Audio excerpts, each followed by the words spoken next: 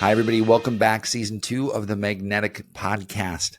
We have a non-traditional guest, although revenue is something that's in any business model. So we are going to ask some of those questions today. We have someone who I have the unique pleasure of calling my therapist. This is Jason Van Ruler. And real quick before we get into it, I found Jason exactly doing what we talk about, which is content. Jason has great content, particularly on Instagram, where I found that I was suddenly seeing this guy who had 10, 20,000 likes talking about the things that I was trying to learn about in my life. And I thought, wow, that's pretty cool. I kind of jive with this guy. There's a lot of people I didn't. And suddenly I was like, I think this guy's in Sioux Falls, South Dakota, where I live.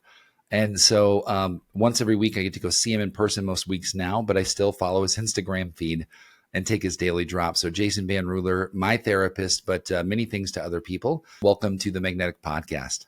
Hey, thanks so much, Steve. I've been looking forward to this. I appreciate you having me on. Absolutely. Let's talk about it right away. Instagram. What have you done to build Instagram? But walk me back to the first time when you thought, what are we going to do? Do I talk into this mic and then start saying things? Was it formulaic? Was it fun at first and then it got serious? What has your journey been on that particular channel? Yeah, so I mean, initially, I had gone without social media for several years, and so was just well out of it, and decided that I wanted to fulfill a lifelong dream of writing a book for a major publisher. And so I was recommended and referred to a book agent, and so I talked to them, and I said, "Hey, here's my idea." And they said, great, you and everyone else has the same idea. So this is like not a new idea, but good for you, awesome. And they said, tell me about your social media following. And I said, well, I think my mother follows me and I think my brother follows me. And they're like, yeah, that's not what we're talking about. We're talking about what is your audience? And so that was really the first time that I was really faced with this question of like, who is my audience? I don't even know. And so coming out of that phone call, the agent was very nice. We eventually ended up working together, but they were very nice, but they just said, hey, the truth of the matter is if you don't build an audience of say, and I think the initial time they maybe said, 10 to 20,000 people, you're going to have a hard time getting a book deal. And so that really spurred me to try to identify like, how do I build a following on Instagram to get the book deal? So I knew my why. My why was I want a book deal. And so then I started to fill in the how and the what, like how am I going to do that? And what am I going to do to get there? And so what that looked like initially was just a lot of sweating and waving with both hands at the camera and being really, really awkward. Because again, I was out of the game. Like I had no clue what I was doing or what people wanted to hear. But over time, I learned that like actually platforms are a great way to refine your message because people will literally tell you what they want to hear and tell you what they like and tell you what they don't. Yeah. And so it got easier, but initially it was a rough start. Yeah. Rough start initially. I think we all forget that, right? Whether it's being a doctor, which is very complicated, or social media, it's never as easy as turning your phone around one day and saying like, yeah, I'm just going to post this because you got to learn it. And then you start to think about the times of day and then how do I refine my message? And then a lot of people who have tried it get burnt out quickly because it might feel defeating to do that. And as a therapist, what would you advise those people who are kind of going through this ego battle, if you will, where they're saying, well, this is now me. I'm putting myself out there. And it's going to feel a little awkward because I've never done that before. I've always advertised, right, with my company. Now I'm the person going out there. How do they wrestle with, acknowledge the ego that's happening and still go out there and develop a strong, trusting voice? Yeah, I think you have to know what you're willing to share. And everyone's going to be different, right? There's certainly going to be people who create content and they're willing to tell you what they had for breakfast and what they're thinking at this exact set. Like there are those types of creators and that's wonderful. But I think like for me, for instance, in a professional context, that's not going to be helpful for me to do and say things like that. And so I think going into it, you kind of have to know where you end and then where the content begins. And so that's going to look different for everybody. And you might adjust that over time. I think one of the things that they teach us in graduate school to become a therapist is to not talk about yourself. So initially, I felt like I was just betraying that every single day, right? By even expressing that I liked a thing or didn't like a thing, it felt like, oh, I shouldn't be doing that. And so I had to wrestle with what is actually okay in my mind for me to share and what isn't. and then push up against that a little bit and say like, okay, do I need to move that at all? And just Yeah. know, I think as you start, you're not going to get it right immediately because it's a learning process. It's really just about getting your reps in. Yeah. My gosh. That's a really good description of how to keep a even mindset. I know myself, just rewinding it in full transparency. I think I've been doing that for about 3.5 years now, posting regularly on LinkedIn without a doubt. Part of why I see you and just coming to wrestle with this thing of the validation of it felt really good as a CEO when I could almost like accidentally make a post and 10, 20,000 people like, yes, I like this, repost this. And I was like, man, I could just kind of put a quarter in the jukebox and play this thing.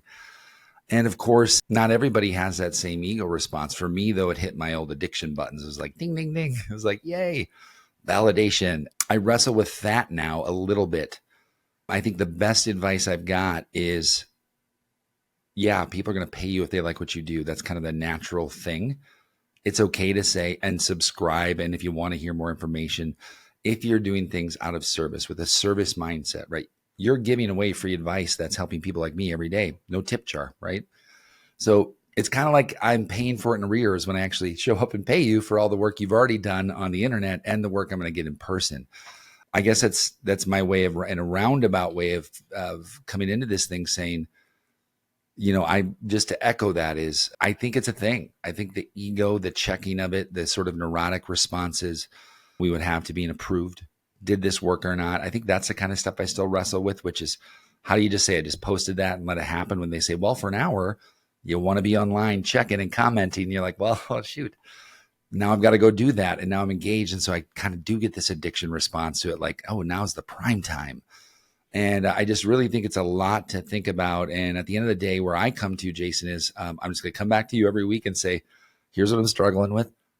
How do I need to wrestle with it? Because I don't think beating it is the thing. I don't think beating the ego is the thing. I'm going to talk about the ego. I'm going to kind of plant to egos, founders, CEOs. You work with and speak with a ton of them. You're in high demand. People want you to come to talk to their teams, their groups. And there's no secret to that. I think you make people see almost the simplicity in leadership and how the similarities of your relationships in your life and work are really not that different. Talk to me about that, because I didn't know when I was coming to see you, I was really getting an executive coach, and that we're going to talk about my life and that both things would benefit in a matter of just months. So I feel like there's something there to go down. And I think it's really important to identify that it resonated deeply, Jason, when you said to me, I don't remember what you said as a response, but I asked something. You said, well, your work relationships will get better too then. And I was like, oh, it's relationships in general. How much of your time is spent on that? Because I'm imagining all these big egos coming in can damage a lot of relationships quickly. Yeah, absolutely. And well, I mean, thank you for those kind words. And I think what happens is that we somehow trick ourselves into thinking it's different. And the truth is we are pretty much the same person in every situation. We just advertise differently. And so our willingness to recognize that is really important to doing a good job and also to having a healthy and happy home life. Because at the end of the day, it's like you said, it really is all about relationships, and it's about our potential for relationships and our capacity to hold relationships and to sustain them. And so if we don't know how to do that at home, we don't know how to do it at work.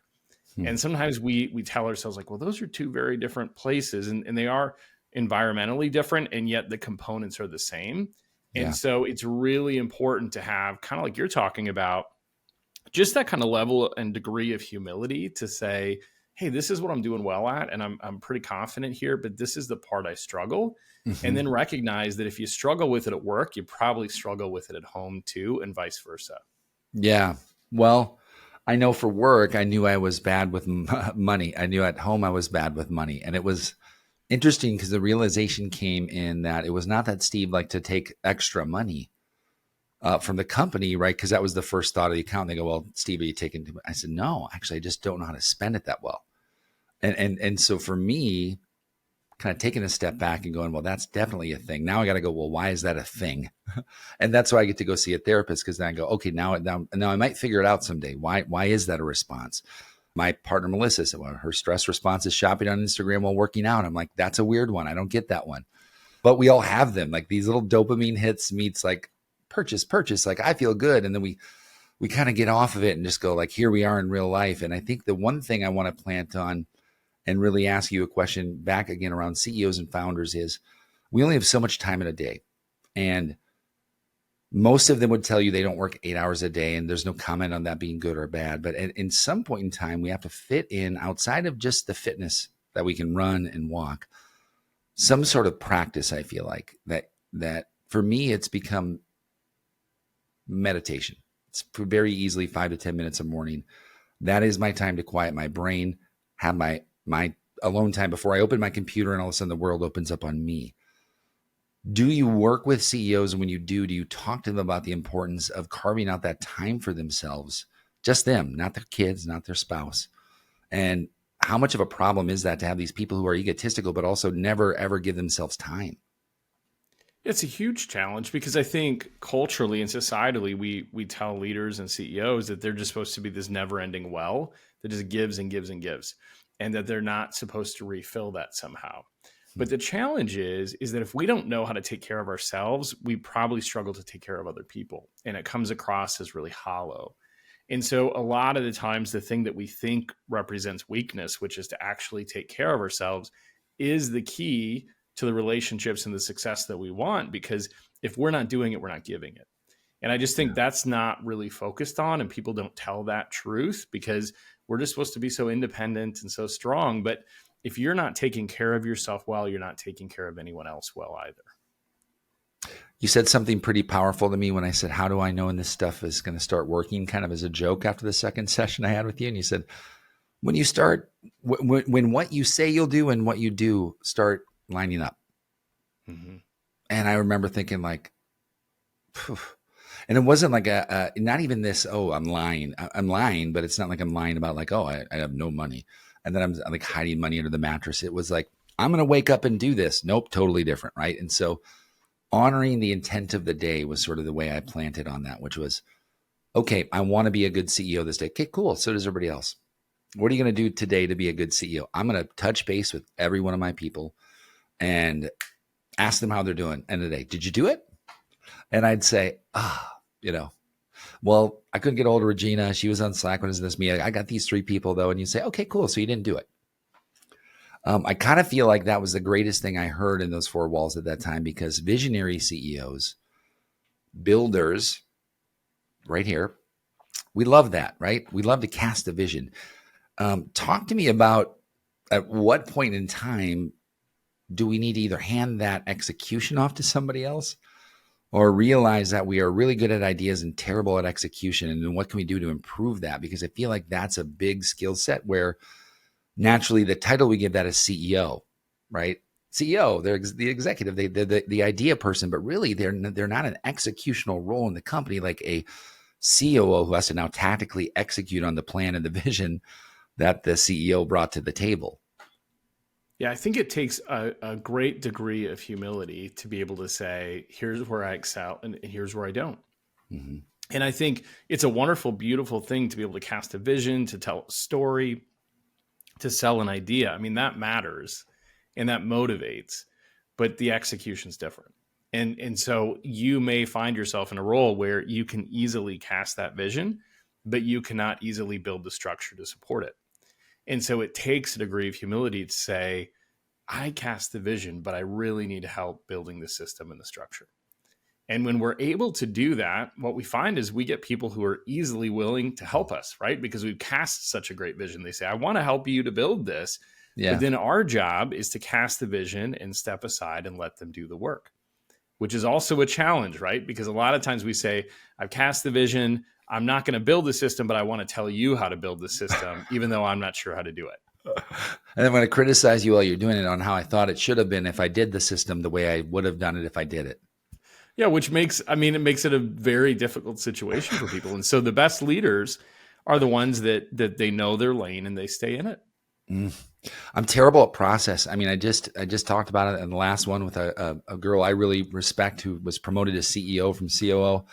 And I said, man, I'm 46. I finally was comfortable saying that. But then realizing, to your point, that I didn't have to feel shame that I'm a builder. Like, oh, I'm just a builder. Like, no, builders are very important. And for me, it was finding the ability to bring somebody else into the business at the right time, the right person at the right time, after having the wrong person in the business, and saying, okay, I think today I know that if I take this off my plate and give it to this person, then I shouldn't have to think about that. It does not require, it does not mean it doesn't require handing off of knowledge, a lot of old stuff, which I hate that too, right? Oh, I don't know. I mean, just, I don't know, round up. Like, it was a good deal. Like, you're just kind of like, you have to go unbury all your skeletons to somebody else. And I'm just kind of like, don't look at the P and L. Look at the P, not the L. I feel like bringing somebody else in is important. I feel like whether that's a therapist, a spouse, a partner, I feel like executives, and I need to be careful when I say this because I don't want to make them sound too important. I'm not talking about spending money. They need to surround themselves with a team, and not just their team at work, not just their spouse to dump on all their work stuff, friends, pastors, people like that. Talk to me about the importance of having a team as an executive and what the benefit is and sort of the repercussions if we don't build that system. Yeah, you definitely need it. And I think it's challenging the farther up you get, right? Because the farther up you get, the less likely people are to tell you the truth. And that's not to say anything bad about people, but what happens is if you're a C-level executive is most of the time people are incentivized to tell you what you want to hear, not what you need to hear. Yes. And so there is a distinct difference between leaders who are surrounded by people who will tell them the truth and leaders who are not. And it is really imperative that if you want to be a leader who's in a sustainable role and continues to have success, that you have people around you who not only will tell you the truth, but also love and care about you. So it's not just them challenging you, but people who are genuinely invested in your success, who will tell you the truth when you need to hear it. Is it kind of like a relationship where if people aren't talking to you in a company, that's bad? Yeah, that's not a good sign. I mean, I think we can kind of land there and we can say, well, this is comfortable. You know, no one's saying anything, so this must be good because I feel comfortable. But really, comfort is the enemy of greatness. And so when you feel comfortable, that is not a great sign. That is not a sign to stop. It's a sign to start asking questions. Tension. Let's talk about tension. So tension is also something I like. I like creative tension. I love that moment of like, oh, it's coming and I don't know where it is. And there's this song and we got to decide on what the bridge is. And if we were just the Red Hot Chili Peppers, we can make the perfect one right now. Tension is something that I feel a little bit of it's good. Too much of it, too much intensity from an executive can be overwhelming to everybody around them. And you sort of see this high and low and they ride with the business, right? I've been guilty of that almost my entire life up until this very second, meaning I'm still that person. How does an executive untether themselves from the financial success of the business and operate in real time as if their life maybe didn't depend on that, knowing that that's a big nut for a lot of these people, whether it's a client of yours that's got $100 million company or whether it's somebody who's an entrepreneur who's trying to stay in business for another month. How do you decouple their self-worth with how maybe their company's doing? And then how do you get them to think about money and finances? And because I'm sure that's a stress that they have when they're talking to you. I'm sure it's not as simple as guiding them to the book on the law of attraction. Well, that's usually what I do. So now Good. I've got no answer to this. Thank you. Usually okay. Just read the book. No, I think what it is what is your identity rooted in? If your identity is your job, then it's always going to be problematic because you're always going to be externally driven to find success. And if you don't, you're going to take that very personally because that's who you are. And I hate to say it because I know some people are going to say, Jason, but hey, at the end of the day, we are also just talking about a job. And so everyone has a job and we're no different than anybody else in having a job, but that shouldn't be our whole life. Yeah. And so it is okay to say like, this is just my job and my identity is rooted in other things too. And so I will definitely care. I'll do my best. I'll work my hardest, but I'm also going to recognize, I've got a family or I've got a partner, a spouse, and that's really important too. And so I think sometimes being a bit objective about really who we are, what our identity is, and what role work is playing, and then understanding that all the rest of that are just tools to help us get there. Money is a tool to help us get there. And so when we personalize it, it makes it difficult. When we see it as a tool and we externalize it, it makes it easier. Let's get bigger and almost go spiritual in this aspect. So what is kind of my, it's not a question, but so what? I mean, what is This is all we are living. We all are trying to achieve, and then we all become stardust or whatever your belief is, right? So what makes my life as an executive something that is more rewarding than if I just chose to be an electrician? Nothing against electricians, like go up, pharmacist, or no, a pharmacist tech at Lewis. Like, why would I choose one that's different than the other? Because both people can have very good lives. And I feel like, is it control? Is it the ability to get out and control your creative vision, control the input and output for executives, that they just have to be that? There is no other role for them. I think in that situation, I mean, a couple things. I think it has a lot to do with what, if you agree with feeling called to something, what you feel called to, or what your purpose is. But Mm-hmm. I also think ultimately what you're trying to get work to serve in your life. For me, I'm all about impact. I want to have a work, a job that gives me the ability to make maximum impact. And so that's what I'm striving for. And so I think we have to understand what it is that's driving our desire at work, and then to be okay with that. I'm okay with wanting to make a big impact. That feels like a very valid thing for me. Mm-hmm. I think if I said, my thing, why I want to do this is just to make a lot of money, I think that's probably a little shallow and it's going to fall short. Right. Yeah. And so I have to reconcile that some days, if all I'm going for is to make a lot of money, sometimes I'm going to be very disappointed. If all Yeah. I'm looking to do is make impact, the chances are I can do that every single day and I can feel confident about what I'm doing. What energizes you?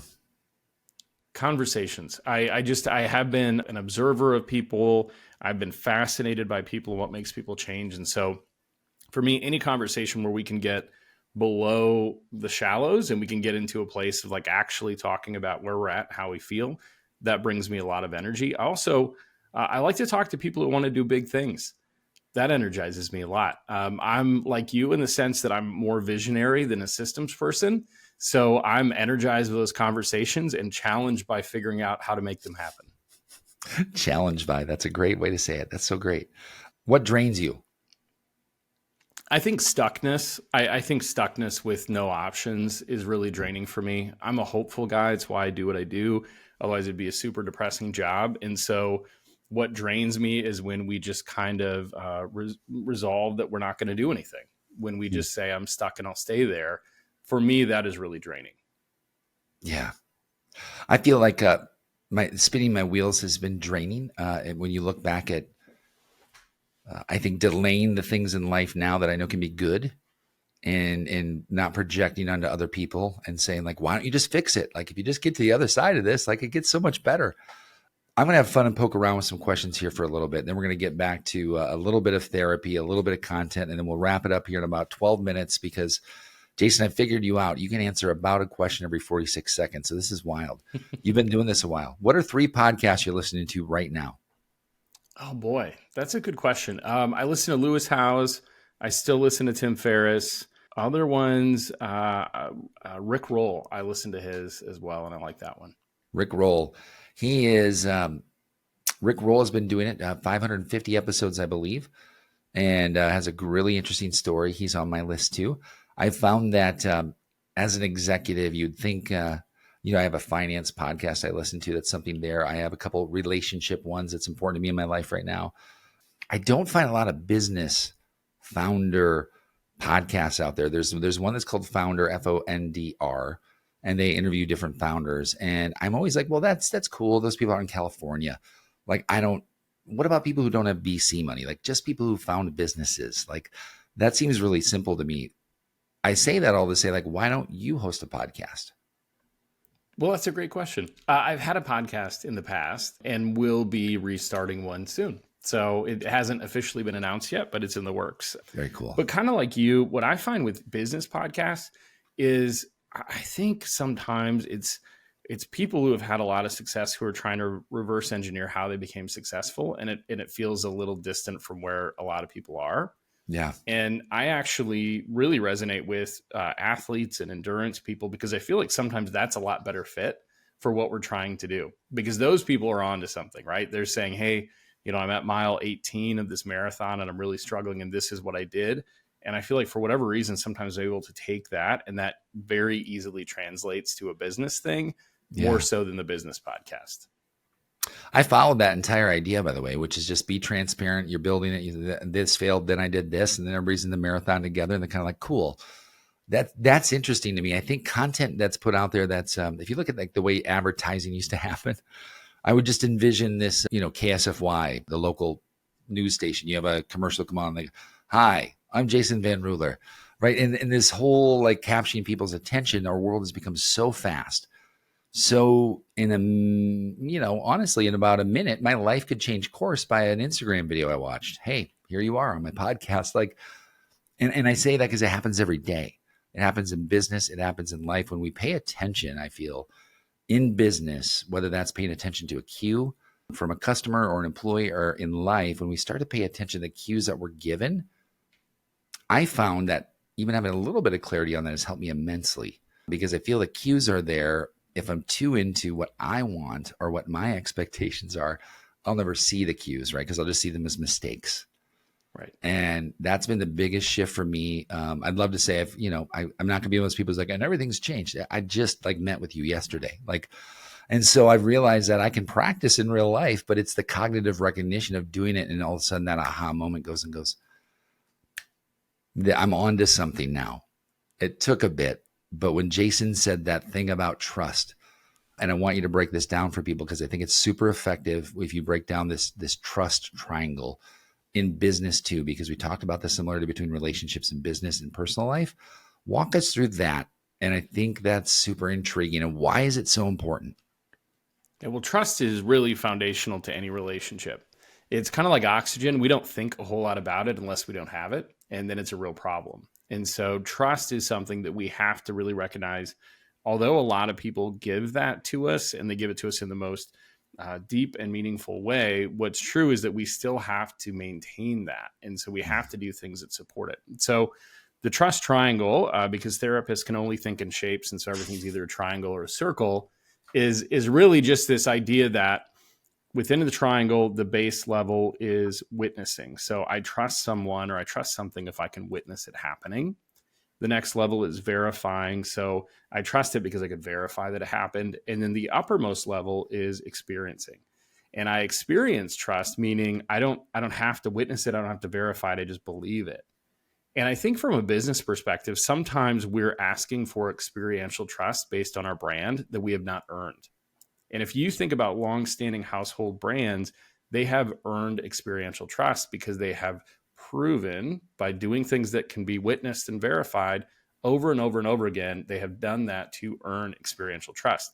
I think where initially brands go wrong is they expect experiential trust without providing any sort of verification or allowing anyone to witness what it is that they're saying actually working.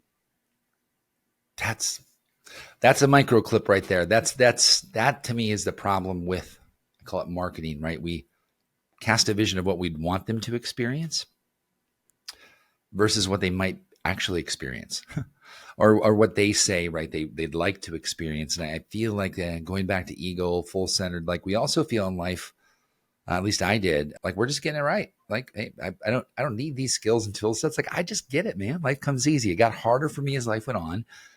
I think the same would have to hold true for an executive, except eventually you'd be out of business. Like you can't keep making the same mistakes, or you go out of business. And of course you can start another one, but eventually your reputation catches up to you. And, you'll be selling used chiropractic equipment in hotels in Wyoming pretty soon. That was what my dad did.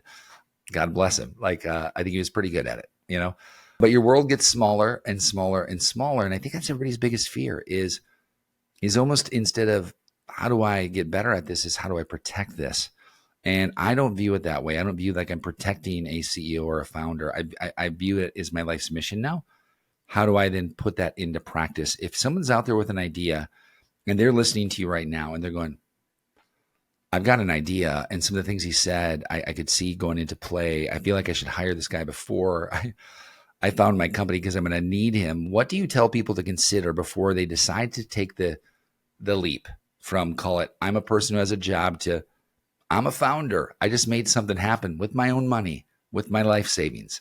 What is your advice to them when considering that leap? I think it's just to be intentional and to know the direction you're heading.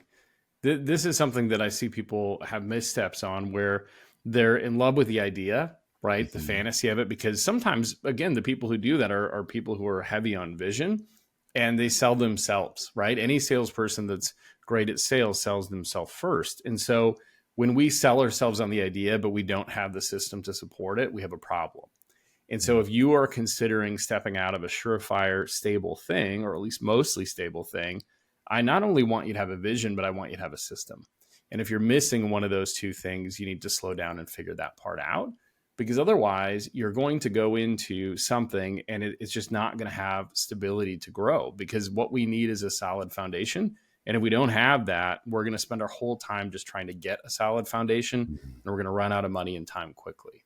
Run out of burn time. CEOs, founders, I believe the stat is, guessing here, should have it in front of me, 60-ish% of founders get divorced is the stat. It's already high right out there in public. I've been through a couple myself, one while being a founder, and I said, I get that now. That makes sense. Is that stat alarming to you, or are you like, yeah, that's why I'm in business, Steve? Like, that's part of the struggle. Yeah. Well, I mean, I think it's hard to be married to two things at once. Right. Yeah. And so if you don't have boundaries, or if you have a job that requires you not to have boundaries, it's really hard to maintain a relationship. And so that's why we need to, as much as we can, when we go into these opportunities, we need to understand what it's going to cost us and understand what we're willing to do. You know, there are some CEOs that have started and founded companies that talk about, boy, if they knew, they wouldn't have done it. Mm-hmm. Right. They say, like, the cost was just so great, I didn't anticipate it. And so what we want to understand is what's important to you today. How do we protect that? And then how do we start the thing that you want to start? And can those two things happen at the same time? Wasn't that Microsoft CEO who was asked that question a couple of weeks ago? I think so. Yeah, there was another one too that I'd seen, but they just said, like, if I had known, I wouldn't have. And that's important, because I think sometimes we're so in love with the idea of what it could be that we fail to consider what it is. And sometimes that's very different. Well, I think even in life, someone could say, if you knew that you'd experience that with that person and still be with them, they would have said, like, I wouldn't have. Like, I still love them that hard, but I wouldn't have gotten into it had I known. I would have been taken for that ride of it, right? And businesses and relationships, we get into these things. And I remember looking at my parents when I first started my company and thinking, like, they should be more excited for me. And they were terrified, because they knew that, you know, Steve's kind of flies by the seat of his pants. And then it got big, and I could see that they were terrified, because they're just like, there's no way that he's keeping this thing in order or hiring the right people. He's hiring people who are like him, and, you know, who probably came to him on LinkedIn and said, like, I've been following you forever. And they were right. Like, you assembled the little village of people. It's interesting to watch that, because anybody can become.